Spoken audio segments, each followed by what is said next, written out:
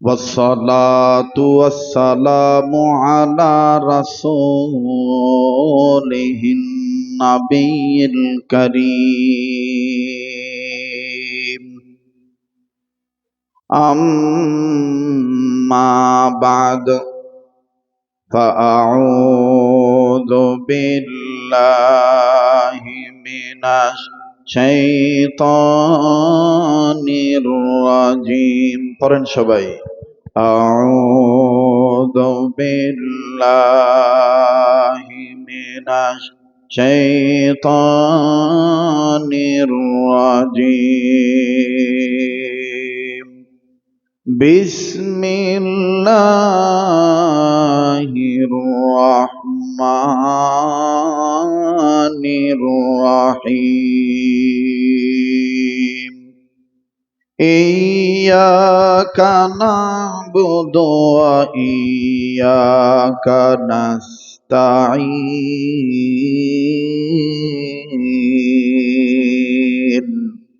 اهدنا الصراط المستقيم وقال رسول الله صلى الله عليه وسلم المرء مع من أحب أو كما قال عليه الصلاة والسلام আজ করব না করব কালি এইভাবে দিন গেল চলি আজ করব না করব কালি এইভাবে দিন গেল চলি কেমনে মোরা হিসাব দেব আল্লাহর কাছে হাসরের বেলা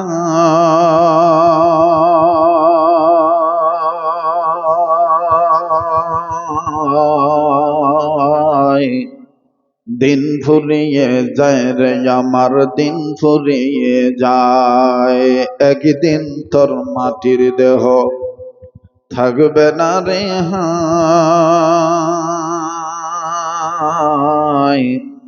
মাটির দেহ মাটির মাঝে মিশবে রে ধুলাই কিসের টাকা কিসের কড়ি তোমার কিসের বাহাদুরি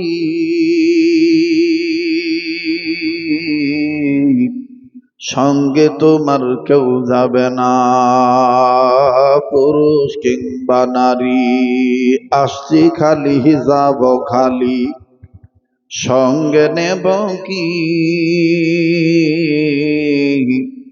সঙ্গে যাবে দুইটি নাম আল্লাহ আর নবী সবাই কালেমা পড়েন লা ইলাহা ইল্লাল্লাহ লা ইলাহা জবান খুলে আওয়াজ দিয়ে পড়েন লা ইলাহা ইল্লাল্লাহ লা ইলাহা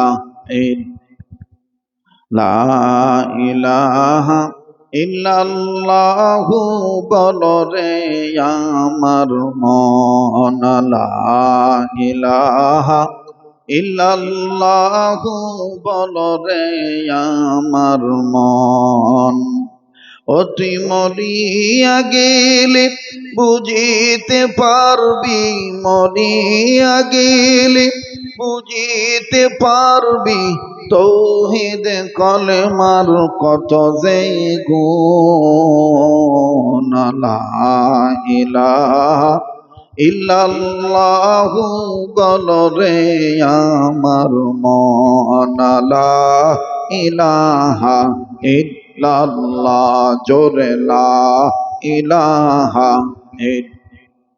আলহামদুলিল্লাহ। ভাই সকল, তৌহিদের আওয়াজের সাথে কারো কোনো দুশ্মনী আছে?